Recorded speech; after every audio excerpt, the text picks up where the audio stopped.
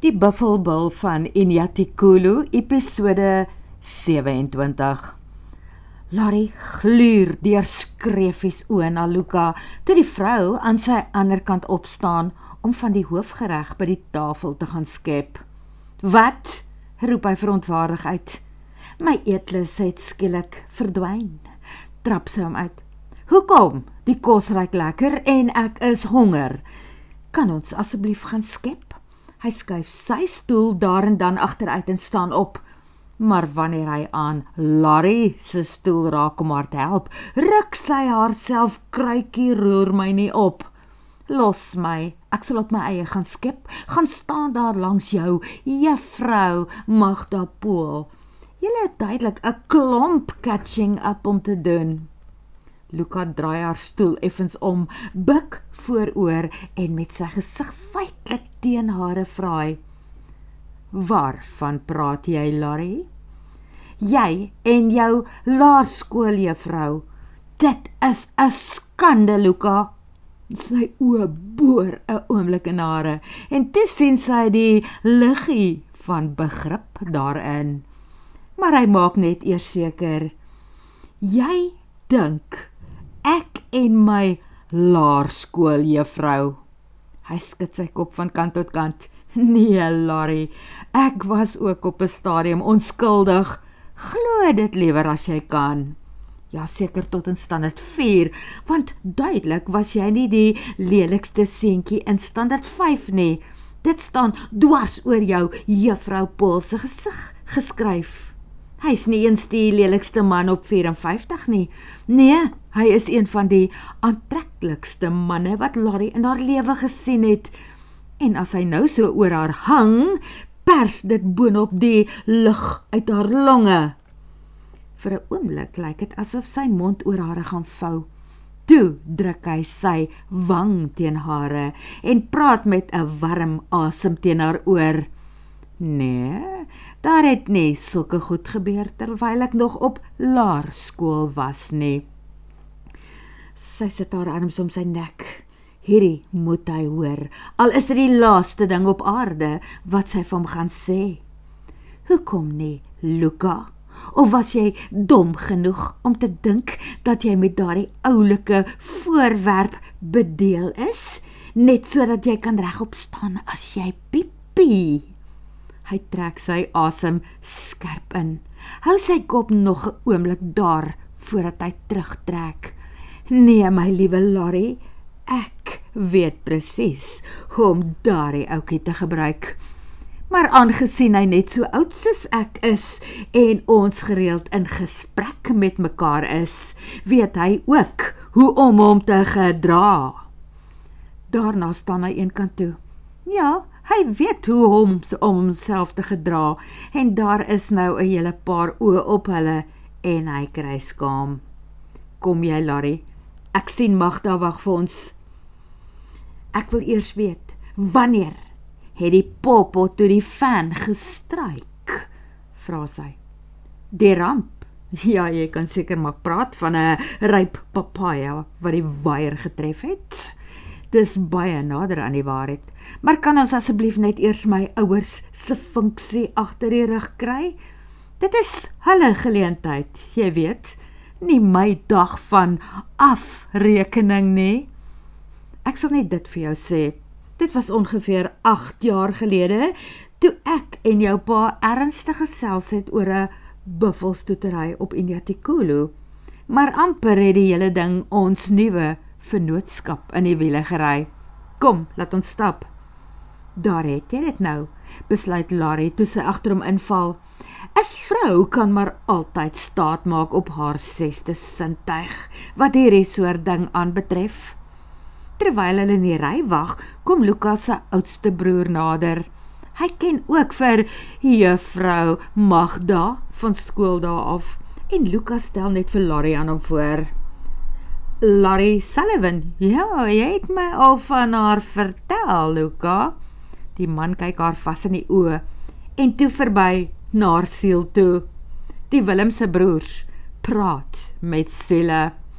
Die een probeer om hulle te red, Maar die ander een, wat nou so terloops aan haar arm raak en dynamiet deur haar hele lyf stuur, mors met selle. Jy wou 'n lied vir pa en ma speel, voordat jy iets sê. Het jy dit hier? Onthou, tegnologie in hierdie plek is maar aan die ou kant, sê ou boet. Toe maar, my CD is hier, dis ook oud, in my baadjiesak.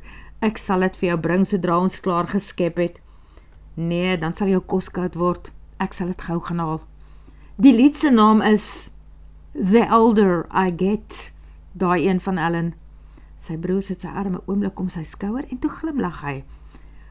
Luka, dit is 'n baie goeie keuse vir die geleentheid. Ja, en sê dit is sommer my toespraak, want ek wil asseblief nie voor die mense praat nie. Reg, Luka. Hulle stap terug en terwyl hulle eet kondig pastoor Willemse aan dat Luka ook iets op die hart het vir die geleentheid en vir sy ouers, maar hy gaan dit nie self sê nie. Hier is dit nou. Natuurlik is daar min mense wat nie aangedaan is nadat die klanke van die musiek wegsterf nie, waarna pa Willemse opstaan, want hy het ook iets op die hart. Hy sê dankie. Dankie vir die voorreg om sy mooi vrou nog steeds aan sy sy te hê. Dat die Here hulle nog altyd vir mekaar gespaar het. En dankie dat al 5 hulle geliefde seuns nog in die lewe is en dat hulle vandag hier is. Dankie vir 3 goeie skoondogters en 6 oulike kleinkinders, wat almal ook vandag daar is om hierdie groot mylpaal in hulle lewe met hulle te deel. Selfs die klompie wat nou oor see woon, het spesiaal kom kuier en dit so beplan, dat dit met pa en ma se geleentheid saamval. O ja, en dankie vir al die pakkies en goedjies wat daar op die geskenktafel staan. Hy lag effens. Op hulle ouderdom verwag mens nie meer geskenke nie. Jy weet nie altyd waar om met alles heen te gaan nie. Toe wys hy met sy hand oor die tafels voor hom. Julle wat hier is vandag en saam kuier, julle is ons geskenke. En daar dink Lolly vir die eerste keer aan die oulike, kleurvolle doetjieslappie van Maoriland wat sy uit Australië saamgebring het. Geskenke wat sy in elk geval vir almal wou uitdeel by mense waar sy kom, en dit het nou handig te pas gekom. Dit is nog in 'n sakkie in Luka se bakkie, saam met sy kosryker wat sy daar op die sitplek sien staan het. Toe die gaste weer begin kuier en verder eet, draai sy na Luka. Kan ek asseblief jou bakkie se sleutel kry, Luka? Waarvoor? Vra hy agterdogtig. Man, ek wil net gou ons geskenke uit die bakkie gaan haal en op daardie tafel neersit, voordat ons weer daarmee wegry. O ja, natuurlik, dan stap ek saam, want ek moet help dra. Nee, slegte idee nie. Sy geskenk is redelik oordadig en baie oulik, sien Larry by nadere inspeksie. Daar is bottels met gegeurde mozzarella kaas balletjies in, soetrissie, roosmaryn en swart peper. Tuisgemaak, glo sy. Bottels met heuning uit verskillende boorde en 3 bottels met drank. Mampoer, lees sy op die etiket. Dan is daar ook 'n snybord waarop jy kaas kan uitsaai. Die kaartjie wat aan die stryk hang is nou waawyd oop en Larry sien wat daarop staan. Sy bars uit van die lag en roep uit, Luka, wag, jy kan nie die pakkie so vir jou ouers gee nie. Hoekom nie, wonder hy verbaas en kom staan by haar om te sien waaroor van sy praat. Toe lees hy hardop, dankie Dirk van Elst vir 'n fantastiese naweek op Inyatekulu. Ek en my gesin sal dit nooit vergeet nie. Ons sien julle almal beslis weer. Groete, dieresous. O, verflaks, raas Luka en skeur dit van die lint af. Toe druk hy dit in sy sak. Hy draai na Larry. Luister, dit is nie wat jy dink nie. Ek is nie suinig nie. Ek wou self 'n geskenk gaan koop. Toe sê Dirk, hy het net die ding vir my, wat is reeds klaar opgemaak. Toe vra ek vir hom, wat skuld ek hom, want dit lyk na 'n dierpakkie, en ek wou betaal. Toe sê hy, nee Luka, jy skuld my niks, want ek het dit ook present gekry. Sy sit 2 van haar vingers oor sy mond. Dit is oukei, Luka, jy skuld my nie regtige verduideliking nie. Julle 2 se sake is julle sake. Maar natuurlik is ek nog steeds nuuskierig oor jou en Magda. Haar hand oor sy mond doen iets aan Luka. Hy vat haar vingers weg en met haar hand steeds in syne buk hy vooroor en streel liggies met sy lippe oor hare. Larry, moenie bekommerd wees nie. Tussen my en Magda, dit is regtig nie wat jy dink nie. Nou wat het dan gebeur? Want daar is duidelik iets. Hy mik om sy pakkie op te tel, maar toe draai hy eers weer na haar toe, waar sy langs die bakkie staan en wag, en toe omsingel hy haar. Alright, seker kan sy dit nie as omsingel beskou nie, maar hy druk met sy hande aan weerskante van haar teen die bakkie, en sy staan vasgekeer in die sirkel van sy lyf en arms. Ek het juffrou Magda 8 jaar gelede weer in Skukuza raak geloop. Sy is 12 jaar ouer as ek, maar ons praat daarom nie meer van juffrou nie. Dit was tydens my rondes en dit was vir werk. Hoor, niks anders nie, Larry.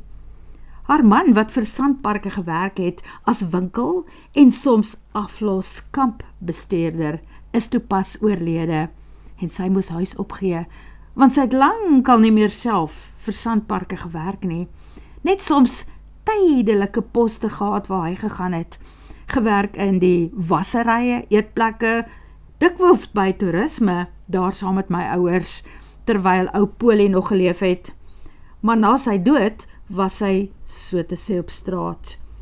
Ek het toe voorgestel dat sy met ou Dirk van Elst van Inyatikulu moet gaan praat, want hy het genoem dat hy die lodge weer 'n nuwe asem wou gee, en Geesie en Piet kon waarskynlik doen met hulp van iemand wat uitstekende ervaring op byna elke gebied in 'n groot organisasie soos Sandparke opgedoen het. Jy kan net raai.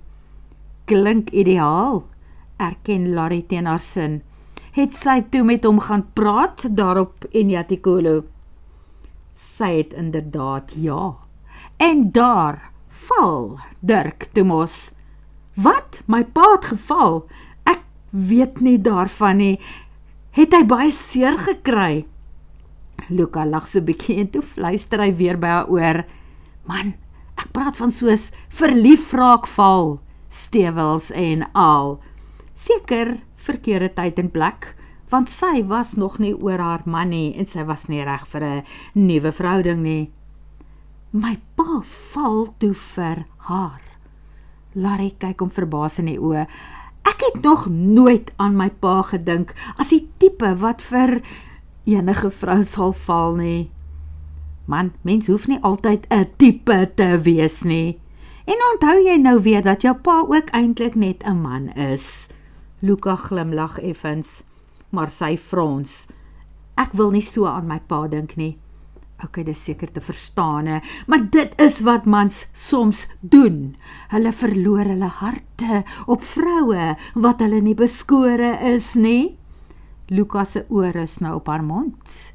En dan sê die vrou nee, of iets vreeslik gebeur, en dan wil die mans nie hulle trots sluk en erken dat hulle stommerikke was nie. Soos my pa, het sy vir my pa nee gesê. Blykbaar net gesê, hulle moet dit eers 'n kans gee, sy's nog nie reg nie. Luka sug en trek weer effens terug. En toe, wat was die simpel ding wat gebeur het? Kan ons asseblief later daaroor praat? Vra Luka. Hy laat haar skielik gaan. Hy haal 'n pen uit sy hemp se bosak en toe skryf hy op die lint wat die selofaan van sy pakkie aan mekaar hou. Met dankbaarheid en vele geluk met die mylpaal wat julle bereik het. Liefde van julle seun Luka. Ook van Dirk en Larry. Nee, jy moet nie my naam skryf nie. Ek het ook 'n pakkie vir hulle, keer Larry.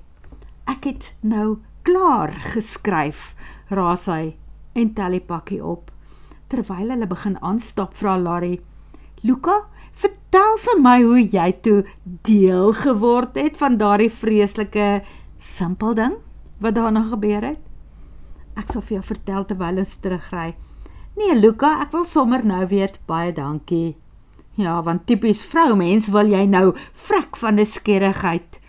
Hy sê dit nie lelik nie. O nee, hy sê dit met die grootste begrip. Die begrip van 'n man wat dink dat hy presies weet hoe 'n vrou se kop werk en die grootste jammerte daaroor het. Larry klim die eerste 2 trappe op. Luka kom nie saam nie, hy bly onder staan. Dit is maar goed so, want nou kan hy haar ten minste in die oë kyk sonder dat hy sy lyf dubbeld met vou. Die stadium toe Magda op Inyatikulu begin werk het, was nog voordat ons regtig baie gaste daar by die lodge ontvang het. Het gebeur so skemeraand, maar die dag was stikkend warm. Toe gaan stroop ek my klere af en klim in die swembad. Daai een langs die privaat sitkamer met die hoë muur om, waar ons werkers nie kan sien nie. Kyk, almal het dit gedoen van tyd tot tyd, jou pa ook, maar let wel, niemand was ooit saam met ander in die swembad nie. Ons het sommer net daarna toe gestap en ingespring, as jy dink jy's alleen. Uit met die klere, daardie aand. Hy steek vas, daardie papaya aand, moedig Larry hom aan. Hy knik, ja, daardie besondere warm aand. Daardie aand het Magda dieselfde dag gedagte gehad. Sy het my nie daar in die water op die trap gesien sit nie. Eers wou sy weghol van verleentheid en skaamte toe ek begin lag, maar ek het nie vir haar gelag nie, hoor. Haar groot skrik en skarrel om uit te kom was net regtig snaaks. Toe lag sy maar saam en klim uit om vinnig aan te trek en toe gly haar voete op die nat teels. Dit was sulke gladde teels, dis intussen vervang. En ek vlieg uit om te keer dat sy nie 'n deel van Inyatikulu met haar nerve koop nie. En laat ek raai, toe kom pa Dirk op daardie petalje af. Julle twee in mekaar se arms. Man, dit voel vir my of jou pa oral op die plaas het, selfs agter in sy kop. Brom Luka. En hy het nie gedink dat hulle saam daar is om onskuldig af te koel nie. Wel, ek het jou pa in my lewe nog nooit so kwaad gesien nie. Hy het geskree dat dit oor my is, dat sy hom nie wil hê nie. Gesê ek en sy moet trap en dat daar nie meer 'n kontrak vir die buffelstoetery tussen my en hom is nie. Toe gryp ek my klere en loop om hulle twee kans te gee om my ding uit te praat. Ek het vir hom gesê, man, skeer dan die kontrak op. Jy sien my net in elk geval nooit weer nie. Wel, wat duidelik toe nie gebeur het nie, want julle werk nou saam. Nee, dit het gelukkig nie gebeur nie. Maar die volgende dag was Magda weg. Sak en pak, vra Larry. Nee, net Magda, sonder sak en pak. Haar goed is nog steeds in die huisie reg langs myne, daar in die vyfkamp op Inyatikulu. Sy het dit nog nooit kom haal nie. Luka kry skielik lewe. Hy stap langs haar verby en vat haar aan die arm, stoot haar vooruit. Daar voor hulle is die puddingtafels nou uitgepak en dit lyk hemels. Hulle sit die pakkies op die geskenktafel neer en val agter in 'n ry wat darm nie te lank lyk nie. En toe hulle voorkom, kyk Luka die tafel voor hulle deur. Hy vat 'n bordjie en weet duidelik nie waar om te begin skep nie. Death by sugar, spot Larry en skep 'n stukkie van 'n wortelkoek op haar bordjie. Een van daai met kersies op en daar doen Luka dit. Hy steek sy vurkie uit en steel haar kersie van die koek af. Nee, Lukie, daai is myne, sis sy. Het niemand jou nog gewaarsku nie? Ek is 'n kersiedief. Ek kry altyd die kersie op die koek. Hy skep vir hom ook 'n stukkie koek, een met 'n kersie op. Wel, dan is daai een nou myne, Sy wil borde ruil, maar Luka spring haar voor en steek sy virkie onder die verseersuiker in en bring daai kersie ook na sy mond toe. Sy gaan staan op haar tone voor hom, naby aan hom. Gee my kersie, Luka. Nee, jy sal nie. Die kersie is sentimeters van sy fantastiese mond af. Sy sal dit uit sy mond ook steel, as dit moet. En hy oorweeg dit duidelik om daardie uitdaging, wat hy waarskynlik in haar oë sien, te aanvaar. Maar toe gooi hy handdoek in. Hy draai sy virkie om en sit die kersie ewe versigtig in haar mond. O hemel, jy moet spesiaal wees vir my broer, as hy sy kersie aan jou afstaan, lag een van die ander Willemse manne, wat daar naby aan hulle staan en die hele ding dophou. Luka knik vir hom, en toe kry die soete verleiding daar op die tafel voor hom weer sy volle aandag. Ek neem aan, Dirk het darm op 'n stadium weer tot besinning gekom. Julle twee lyk heeltemal vredig met mekaar op die oomblik. Larry skep ook, die kaaskoek verdien 'n tand om daarin te beland. Die volgende dag al ja, jou pa het nogal sleg gevoel oor sy verskriklike uitbarsting, maar Magda het van die aardbol af verdwyn, nooit weer sy oproepe beantwoord nie. So ek was nogal verras om haar vandag weer hier te sien. Goeieste, ek kan nie dink hoe sleg dit vir julle almal moes wees, maar dan moet ek jou net inligting en dit ter versagtende omstandighede.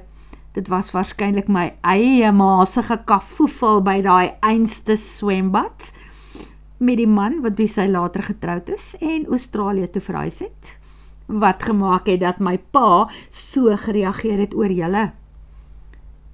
Luka was besig om op sy bordjie te soek na 'n klein gaatjie, waar hy ook van daardie kaaskoek kan pak. Nou ruk hy op. Nee, dit het nie so gebeur nie. Het dit? Ongelukkig ja, Luka. Hemel, as ons dit net vooraf geweet het. Ander mense se boeke is duidelik duister. Larry besef skielik hoe min sy eintlik van haar pa se nuwe hartsere en skokke in sy lewe weet. En arme Magda. Ai tog, die vrou dog sy ontmoet die man van haar drome en dat hulle dalk 'n tweede kans gaan kry. Toe gebeur daar so 'n misverstand. Blikemmer. En waar was Magda toe die afgelope jare sonder haar besittings? Daai huisie is seker ook nou 'n slang en spinnekopnes. Dink jy sy is terug om haar goed te kom haal? Ek weet nie. Ek weet die huis is soms skoongemaak, maar vra haar asseblief liewer self. Luka se oor rus nou op Larry se. Doen my guns, jou bordjie is so leeg. Sal jy asseblief vir my ook 'n stukkie kaaskoek skep en op jou bord hou, sodat ek dit later kan eet? Ek wil regtig nie soos 'n vraat lyk hier by my pa se funksie nie. Hemel, Luka, jy is al 54 jaar oud en jy gedraai jou soos 'n ongeneeslike koshuisbrak. Wel, eenmal 'n koshuisbrak, altyd 'n letsel daarvan. Wat Luka natuurlik laat klink soos 'n hongerweeskind in Biafra. Ek was ook in die koshuis, onthou. Larry skep nietemin sy stukkie kaaskoek by haar op die bord. Op pad terug tafel toe steek Larry vas. Luka, weet jy wat? Miskien is dit 'n bestering dat ons Magda juis vandag hier moet laat loop. Geesie en Piet kla dat die werkslading daar by die lodge vir hulle te veel is. Nee, Larry, ek dink nie sy sal weer wil. Ek glo nie. Miskien het sy net haar goed kom haal, of sal sy net haar goed kom haal. Wel, probeer om liewer nie te dink nie, Luka. Jy's 'n man. Jy dink soos 'n blessed man. Nee? En dit is wat? Sleg? Wil hy hoogs verontwaardig weet. Nie noodwendig nie. Julle dink net nie. Larry soek na woorde. En toe vind sy iets.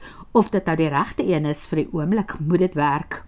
Mans dink nie multidissiplinêr nie. So los die hele ding vir my. Gevaarlik, dissiplinêr, multidissiplinêr nogal. Maar okay, ek sal dit by jou los, brom hy en wil gaan sit. Die dag en die wending wat dit geneem het, is duidelik vir die man uitmergelend. Maar Larry is nou op haar stikke. Behendig stoot sy hom weg en ruil op plekke met hom. Hy bevind homself op haar stoel en hy weet nie hoe dit gebeur het nie. Verwarring staan oor sy hele aantreklike gesig geskryf. Maar Larry draai haar rug effens op hom. Hy moet liewer nou net stil bly en waarneem. Van nou af is dit sy en Magda Pool. En later, heel wat later, sal Dirk van Elst ook onder haar hande kom. Word vervolg.